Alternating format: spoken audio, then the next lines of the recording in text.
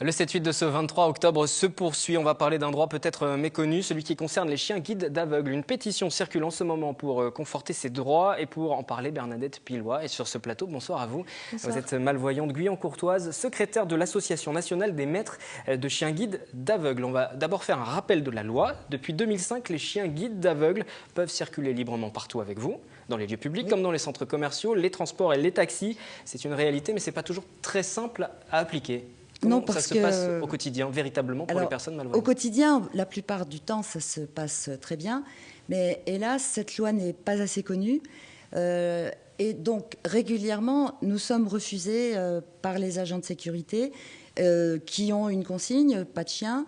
Les taxis qui pensent qu'ils ont le droit de nous refuser. Ce qui fait que c'est un petit peu dur pour nous de toujours devoir expliquer la loi, de devoir expliquer que nos chiens sont bien éduqués, que nos chiens guides, ce sont nos yeux, et que donc on ne peut pas laisser nos yeux à la porte, qu'ils ont le droit aussi de ne pas avoir de muselière. C'est difficile justement de se faire entendre et de se faire comprendre. Parce que quand on vous écoute, ça semble assez logique finalement, oui, ce que vous nous dites, mais ce n'est pas forcément admis par tout le monde. Ce n'est pas admis par tout le monde parce que ce sont des chiens, on est tout à fait d'accord, ils ont 4 pattes, une queue, la mienne remue sa queue tout le temps parce qu'elle est toujours joyeuse. Et on voit qu'elle est en plateau, justement avec vous sur les images. Elle est très sage, oui, bien parce installée. que les chiens guides sont des chiens éduqués. Donc, en 3 mots, les chiens guides, jusqu'à 3 mois, restent avec leur mère chien. Ensuite, vont dans des familles d'accueil qui leur apprennent le b.a.-ba de la bonne éducation d'un chien, c'est-à-dire ne pas tirer, ne pas monter sur les fauteuils, ne pas voler, marcher en laisse sans tirer. Ensuite, vers 1 an, ils rentrent dans une école où ils sont éduqués. Alors là, on est très, très strict. On ne dit jamais qu'on dresse les chiens guides. On les éduque. C'est très important pour nous. Et ils sont éduqués par des éducateurs professionnels, des professionnels de grand talent. Et ensuite, ils sont remis donc, entre 18 mois et 2 ans à des personnes aveugles ou malvoyantes.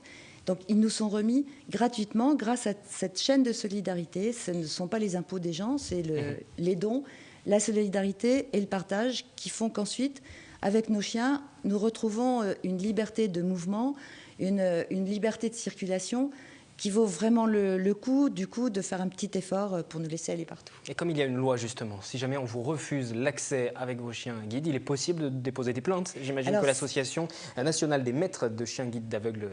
Non, c'est encore plus simple que ça.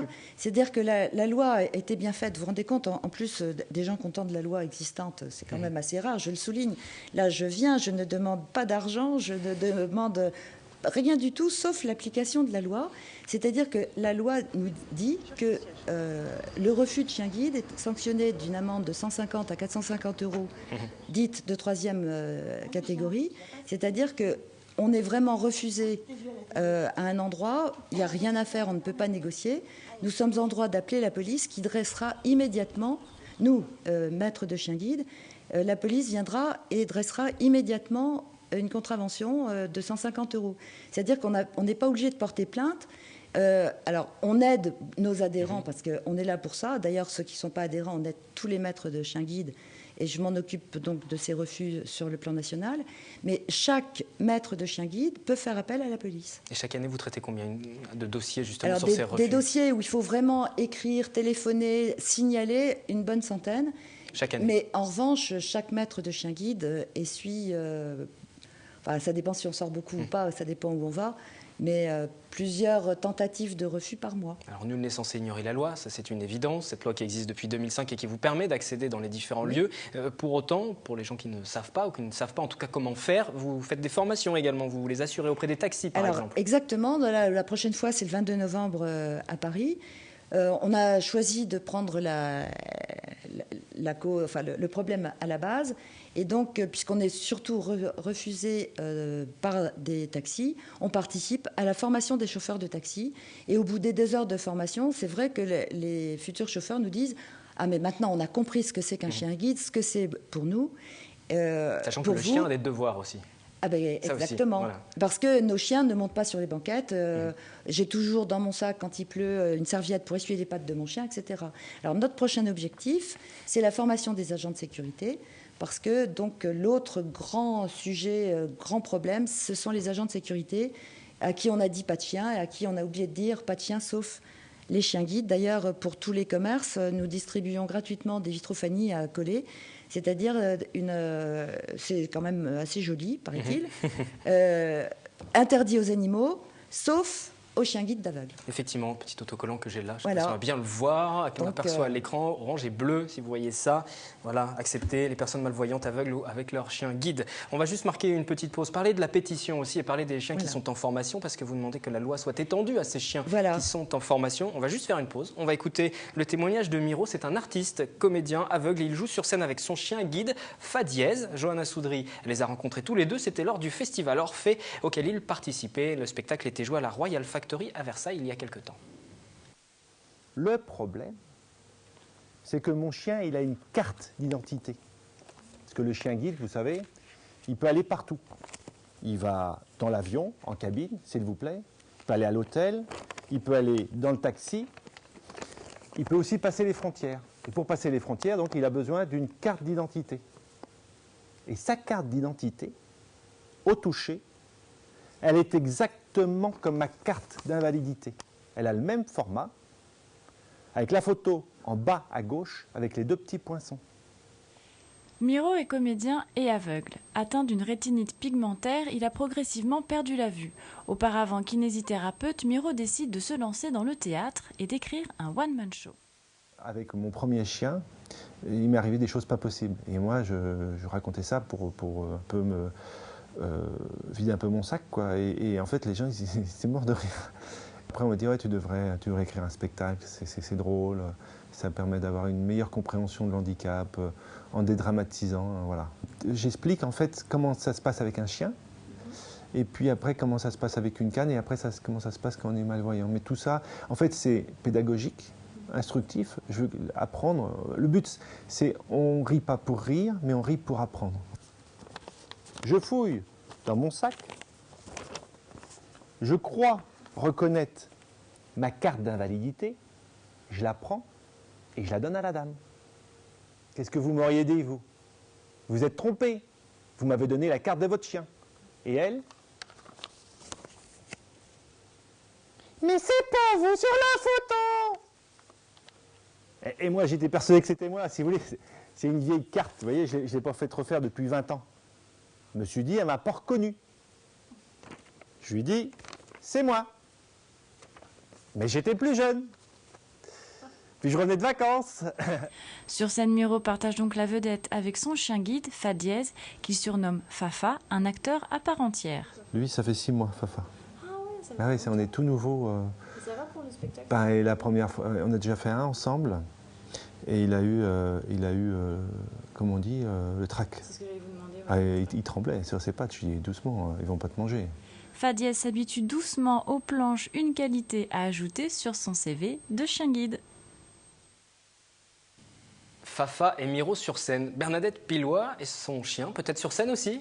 Oui, elle est très comédienne, donc elle s'appelle Dakota et c'est un flat-coat retriever de 4 ans de l'école de chien guide de Paris. Et donc, un tel spectacle comme ça, justement, ça permet de sensibiliser aussi aux problèmes, mais différemment. Je vous entendais, vous écoutiez le reportage, ça vous faisait sourire. C'est vrai que j'ai trouvé ça drôle. C'est vrai que tous les moyens sont bons pour faire connaître et reconnaître par tout le monde que la personne handicapée est avant tout une personne. Et c'est pour ça que j'en arrive directement à ma chère pétition. Et oui, pétition dont nous parlions tout à l'heure. Voilà, nous avons décidé, donc mon association, l'Association nationale des maîtres de chiens guides d'aveugles, qui est une association entièrement gérée par des personnes aveugles ou malvoyantes. Et on a tous conseil d'administration des chiens guides. Donc on a d'abord fait une grande marche le 12 mai partout avec mon chien guide pour se faire connaître. Et on s'est aperçu que ça ne suffisait pas encore. Et donc, on a décidé de lancer, alors, pétition, pas vraiment, c'est un texte de soutien pour 2 aspects. Donc, que cette loi soit mieux connue et que le statut du chien guide soit vraiment reconnu comme quelque chose de spécifique. Alors, c'est un animal, mais ce n'est pas une chose, ce sont nos yeux, ce sont nos compagnons. Donc, ce texte de soutien à signer, je crois que vous avez donné la bonne manière pour soutenir ce texte. Donc nous voulons que le texte soit mieux connu et d'autre part nous voudrions que les droits qui nous sont reconnus d'aller partout avec nos chiens guides soient étendus aussi aux chiens en formation. Parce que ce n'est pas le cas actuellement. Parce que pour le moment ce n'est pas le cas, c'est à la bonne volonté des uns et des autres. Or plus nos chiens en éducation iront tôt partout, dans les transports en commun et autres, mieux l'éducation se passera et plus rapidement. Et cette pétition qui a été lancée très récemment a déjà recueilli plus de 27 000 signatures. On est à presque 27 000 signatures, c'est-à-dire 20 000 sur notre site change.org. Je remercie d'ailleurs ceux qui nous ont proposé gratuitement cette plateforme de soutien qui s'occupe essentiellement de causes humanitaires et qui nous ont beaucoup aidés. Et on a fait aussi signer par papier. Et j'ai appelé tout à l'heure le siège et on était à plus de 6500 signatures papier. Et je vais redonner 2 sites internet qui se sont affichés. Je vais également les donner. www.partoutavecmonchienguide toutattaché.wordpress.com et puis également pour les chiens guides d'aveugles www.anmcga.fr. Voilà, pour avoir tous les renseignements qui sont nécessaires et toutes les informations dont nous parlons ce soir. Une dernière question. Vous êtes en contact aussi avec la ministre déléguée chargée des personnes handicapées, Marie-Arlette Carlotti. Un rendez-vous est prévu? Alors un rendez-vous est quasiment prévu. Ça y est, vu le succès de notre texte de soutien, on avait du mal à avoir des contacts et comme par hasard, ça y est, on a plus de contacts. On pense l'avoir fin novembre ou début décembre. Et déjà, 2 parlementaires ont posé des questions, l'un au Sénat, l'autre va en poser un à l'Assemblée nationale, pour dire que vraiment, il faut faire quelque chose pour nous. Et signer cette pétition, ce sera un geste de solidarité pas très compliqué pour chacun de vous et ça vous aidera à changer votre regard à tous sur nous, personnes handicapées. Merci Bernadette Pilouet, merci à Dakota aussi. Vous êtes venues toutes les deux sur ce plateau, Association nationale des maîtres de chiens guides d'aveugles. Et si vous voulez plus d'informations, les sites internet bien sûr qui se sont affichés et que je citais tout à l'heure. On va parler aménagement de la région Île-de-France durant la suite du 7-8. On va parler aussi développement durable dans un instant pendant la chronique environnement qui va débuter tout de suite.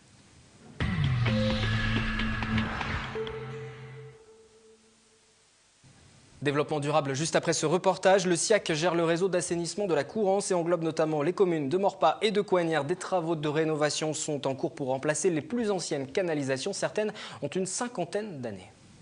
Des canalisations d'eau de 40 ans d'âge, usées et fissurées.